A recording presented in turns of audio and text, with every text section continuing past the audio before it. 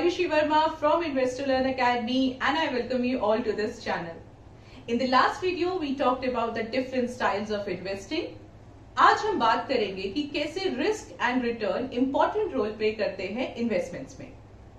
Risk को अगर simple language में समझा जाए तो इसका मतलब होगा अनसर्टेनिटी। अब ये अनसर्टेनिटी यानी रिस्क लाइफ में हर जगह होती है।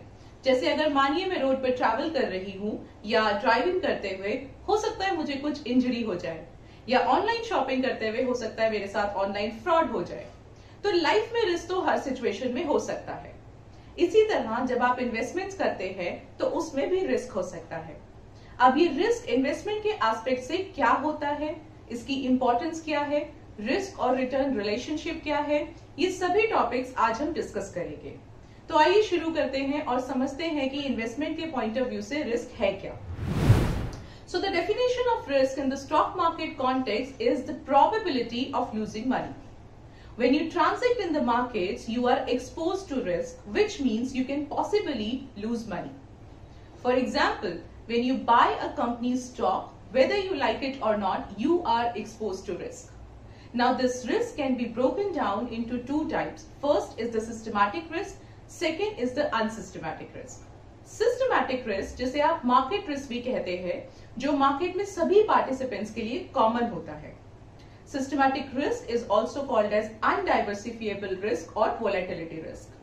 जैसे अगर इसका एग्जाम्पल लिया जाए तो 2008 फाइनेंशियल क्राइसिस एक बहुत ही अच्छा एग्जाम्पल होगा जिसका इम्पैक्ट वर्ल्ड की हर मार्केट पर हुआ था। कुछ और एग्जाम्पल्स जैसे इन्फ्लेशन, रिसेशन, वॉर्स, इन सभी कंडीशंस में ओवरऑल मार्केट को इम्पैक्ट करेंगे। The risk is largely unpredictable and generally viewed as being difficult to avoid. Investors can somewhat mitigate the impact of systematic risk by building a diversified portfolio. On the other side, the unsystematic risk is the risk that is unique to a specific company or industry. It is also known as non-systematic risk, specific risk, diversifiable risk, or residual risk. Unsystematic risk is caused due to internal factors and it can be avoided and controlled.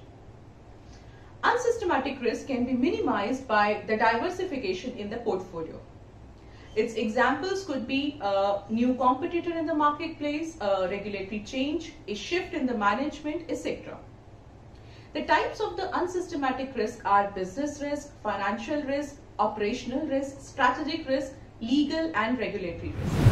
अब जब हमने risk को समझ ही लिया है तो देखते हैं कि एक इन्वेस्टर कैसे अपने लिए रिस्क प्रोफाइल डिसाइड कर सकता है। रिस्क प्रोफाइल को समझने के लिए आपको पहले रिस्क टॉलरेंस समझना होगा। So let's understand the concept of risk tolerance. Risk tolerance refers to an individual's willingness and capacity to suffer short-term market volatilities. For example, an individual who is willing to forego high returns to make sure their investment stays safe are individuals with low risk tolerance. On the other hand, if an investor opts for higher returns at the cost of the safety of the invested amount, then he has the high risk tolerance. There are certain factors that influence risk tolerance. First, age. If a person is of young age, generally his risk tolerance would be high. That's because he has the more time and resources to recover from the losses, whereas a person who is near to the retirement age will less likely to have high risk tolerance. Because once retired or near retirement, one does not have the assurance of time or sufficient monetary resources to bear the short-term volatilities in the market. Second point, the next factor is an investor's financial standing. An investor who has a considerable assets and a few liabilities will most likely to be ready to take higher risk. It's because they have the financial capacity to wait out the short-term volatilities or suffer losses.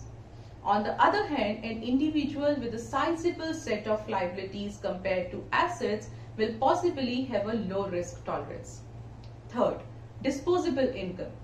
An investor with a high disposable income typically has a high risk tolerance and vice versa. It's because of the same reason that is sufficient financial room to suffer volatilities. individuals shall also consider their future earning capacity to find out the accurate risk tolerance percentage. Fourth, time horizon. It means the time required for the investment. An investor with a long time horizon usually have a high risk tolerance, whereas the investors with short time horizons have a low risk tolerance.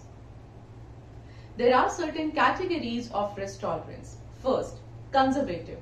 When you have the low risk tolerance, here the investors prefer to invest in security funds. Such investors' portfolios comprises of shares of large and stable companies or debt instruments or debt-based mutual funds, treasury bills, corporate bonds, sovereign bonds, etc. Generally, people who are near retirement are considered to be conservative. Second, moderate. Individuals who prefer wealth creation accompanied by moderate levels of risk are categorized as moderate risk takers. Such investors usually have a medium time horizon. A moderate risk taker's portfolio will constitute a moderate share of equities with debt instruments for adequate risk management. Generally, people who are of middle age are considered to be in this category. Third, aggressive. Investors prefer wealth appreciation above losses or market volatilities with aggressive investment strategies. Typically, they are market savvies with profound knowledge of market-linked instruments like investments in direct equities, equity mutual funds, etc. that allow them to take risk with their investments. People who are young, recently started or about to start their career are considered to be more aggressive. तो आइए अब बात करते हैं इस video के second part को समझने की, जहां हम देखेंगे कि रिटर्न ऑन इन्वेस्टमेंट्स क्या होता है. So return on investments or ROI means how much your money will grow if you invest in a particular stock or mutual fund. It is a performance measure used to evaluate the efficiency or the profitability of an investment or compare the efficiency of a number of different investments. In other words, it is calculated to check how much returns has your investment generated. How you can calculate returns on investment? By using this formula where you can just see that final value of investment minus the initial value of investment divided by initial value multiplied by 100. Let's understand this with an example. Mr. Shobit invested 50,000 rupees in an equity mutual fund. That became rupees 62,000 at the end of the 2 years. Let's calculate the ROI for this. So the ROI, return on investment, would be 24%. There are different types of returns like annualized returns, absolute returns and CAGR returns. Annualized returns, how much did the investor's money grow each year to reach the final investment value. So if we consider the previous example, the annualized returns will tell us how much has 50,000 rupees grown every year to become rupees 62,000 at the end of the 2 years. So it can be calculated with this formula where the ROI is the return on investment, N is the number of years. So here the ROI is 24% and N is equals to 2. By using this formula, you can get the approximately 11.35% return. To understand the absolute and CAGR returns, you can check our previous video. Understanding the risk-return trade-off before investing in equities is very crucial for an investor. The returns potential of an investment option is of prime importance for every investor. But while every investor would want to generate the highest possible returns, the quantum of risk involved is often overlooked. The inherent nature of financial markets is such that the returns potential of the investment is directly linked to its risk. This phenomenon is known as risk-return trade-off. Let's understand this with the help of this chart. So as the chart above clearly indicates, there is a positive relationship between risk and return.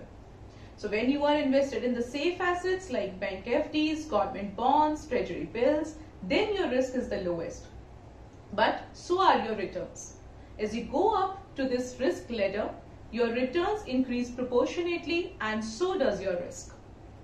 Here, risk is defined as the volatility or the standard deviation of the returns. That means the more volatility of returns that you are willing to put up with, the greater is your risk appetite, and therefore the higher is your potential for returns. So I hope the concept of risk and return is clear to you. We will meet you in the next video, which is based on the economic analysis. Till then, happy learning.